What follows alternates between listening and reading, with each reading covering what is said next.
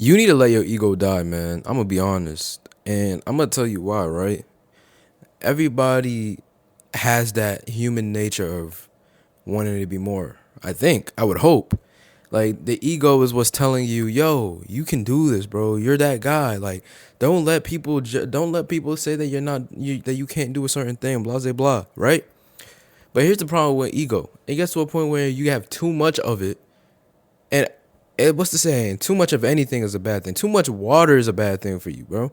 You got to find that right consistency of ego, not really, more so confidence to be like, I know what I'm doing, I'm capable of doing, but I'm not also too cocky or too brash to tell people that, I'm better than them or this, that, and the third.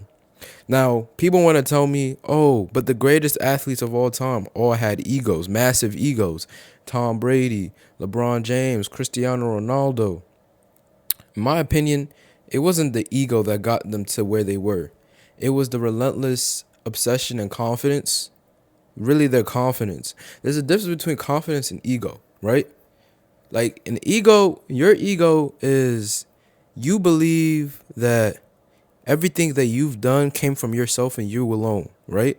And you're better than everyone else, like in a condescending type of way. Confidence, on the other hand, is you believe in the work that you put in and you have faith in God or a higher power, whatever higher power you believe in, that provided you with the ability to get to this level. You embrace your environment. You embrace the people that supported you along the journey to help you get to where you want to be. And because of that, you're very confident in yourself that you can accomplish anything. And even if you don't have that support system around you, you're confident in your work ethic, and God or your higher power to be like, this is going to work out, trust and believe. And do you guys understand that difference? It's like an ego. Your ego is more narcissistic in a sense, whereas your confidence is more just you believe in you believe in the invisible work that was put in behind the scenes, that will come to life eventually, right? So for me, I'll take myself as an example. I feel like a bunch of times I've let my ego get the best of me, and because of that, I ended up falling short of what I wanted, what I truly desired. When I was in high school, I really wanted to be a basketball player. I really wanted to be a basketball player since I was like 5 years old. And I kept on working, kept trying, working hard. But obviously, I had some bumps on the road. I was too short. I didn't have no connections, and I was salty. But because I didn't see the light, I didn't realize that, bro, there's not really much for me here. I got to pivot into something else that is much more my lane. And I was so gung-ho of making the NBA, this dream of making the NBA. I refused, and I kept on working, kept trying for years beyond when I should have. And because of that, I had multiple knee surgeries.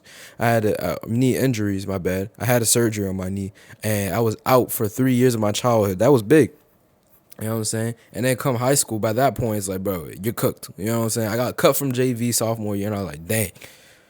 That broke me. It got to the point where you gotta get broken. Your ego has to be absolutely shattered for you to realize this is not for you.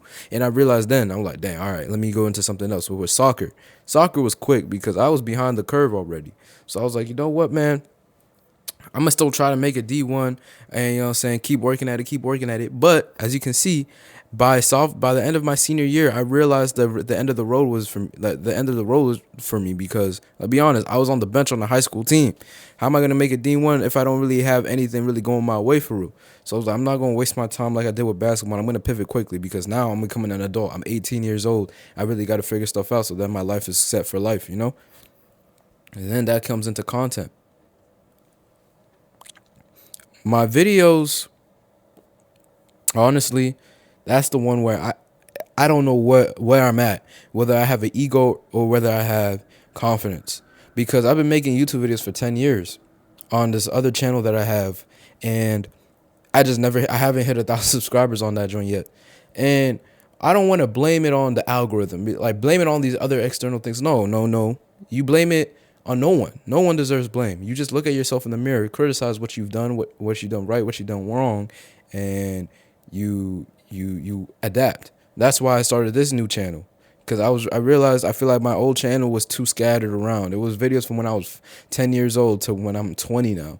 And it's just been a bunch of different genres, whether it's me sitting down talking to the camera, me doing vlogs, me doing training montages, me doing reaction videos, the whole nine. It's like I'm doing everything. So it got to a point where I don't even know if YouTube knew who to push my videos to. So that's why I created this channel. And that's why I had to let my ego die and restart from zero. And it's a huge problem. It's a very huge risk for me because it's like, as you can tell, I haven't made a video on this channel in 5 months because I kept on trying on the other channel because I kept believing that there was a chance.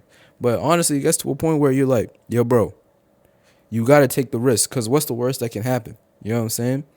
Look at what's on the other side of taking risks. You can change your life forever. And that's all coming from letting your ego die and just building yourself up with nothing but self-confidence and self-belief. You know what I'm saying? So with that being said, man, I hope you guys are along with the journey for me. And I hope you guys understand for your own life and your own situation that you need to get rid of your ego because that is what's going to be keeping you stuck for the rest of your life. Let's say, for example, you have a 9 to 5, right? And it's stable. You're making a high pay. You make 150K a year. You're very comfortable. But every day at the end of work, when you clock out at 5 p.m., you low key, there's a part of you that's like, man, I don't want to be here anymore. But it's your ego telling you to stay. Your ego's telling you to stay. Why? Because it's like, man, I'm getting paid so much. I got this nice role. I can brag about it to people. I can post it on LinkedIn. You know what I'm saying? I got this. I got all this form going for myself, right? Your ego is not allowing you to fail.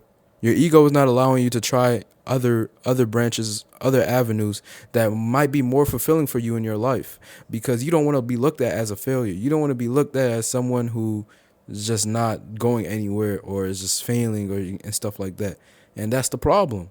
Because your ego is stopping you from allowing yourself to expand, you're never going to be able to reach your full potential. You're never gonna be able to reach your full potential for real, man. You're always gonna be stuck in that 9 to 5, and you're not gonna. And eventually, you're gonna be miserable because you were like, man, I really wanted to do this art, or man, I really wanted to pursue music or this content, but I just never did because I was too afraid of what people would think, and I just prefer to have this stable environment. And hey, all I'm saying is, it's better to start earlier than later. Start now. The best time to start something was before in the past, right? But the second best time is now. Just don't delay. Just do it. This wasn't meant to be motivational, but I'm just saying, bro. Anyway, I appreciate y'all for watching, man, and cheers to a new venture in both of our lives. You get what I'm saying? Peace to the Middle East, homies.